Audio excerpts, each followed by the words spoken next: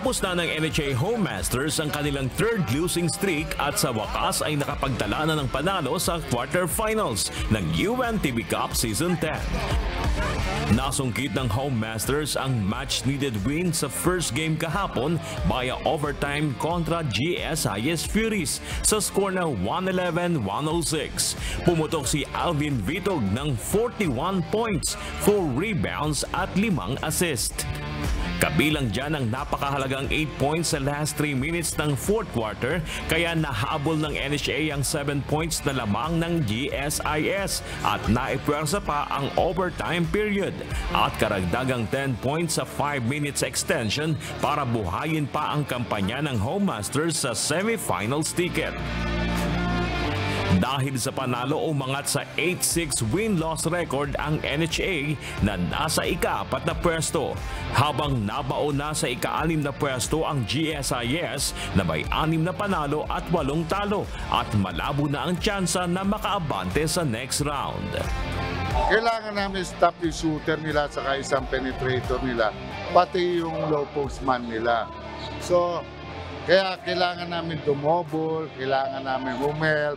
So, natupad naman, so nagkaroon sila ng mga lapses, so na-convert naman namin yung mga lapses nila. Kada tanggap ng bola ng shooter nila, kailangan namin i-double kasi titira-titira mag-3 points. So, expect yung comeback namin. Nanalo na kami ngayon, so yung susunod na 2 laro, kailangan namin panalo para makahabol kami sa 3rd and 4th.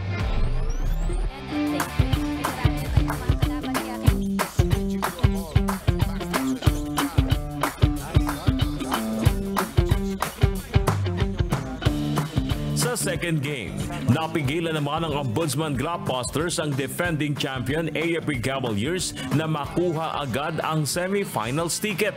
Tinalo ng Ombudsman ang AFP sa kanilang bakbakan kahapon sa score na 92-86. Best players of the game sina Samuel Ignacio na kumamada ng 20 points, 6 boards at tig 2 dimes at blocks. At si Yurick Bamba Florino na may 18 points, 4 rebounds at 2 blocks.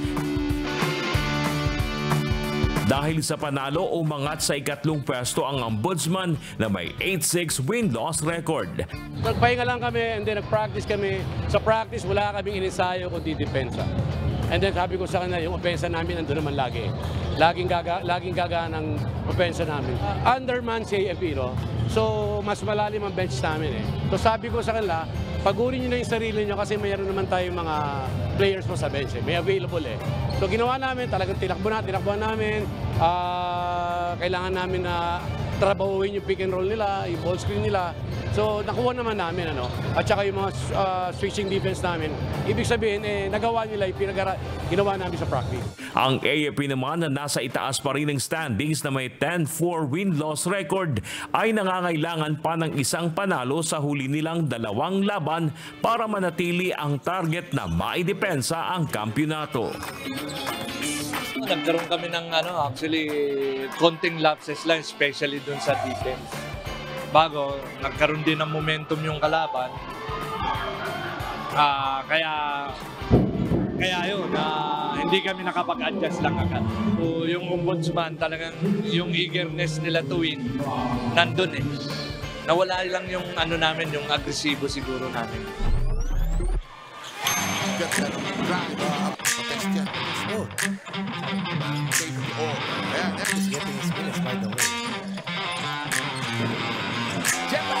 At sa third game, dinumina ng Senate Defenders ang DNR Warriors para umangat sa ikalawang pwesto sa standings sa kanilang sagupaan na nagtapos sa score na 92-55.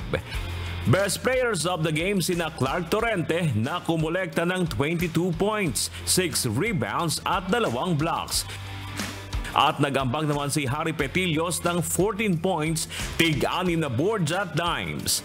Kapwa may tig-8 panalo at 6 na talo ang Senate at DNR na kailangang magwagi sa kani-kanilang huling 2 laban para sa pinag-aagawang semifinal slot.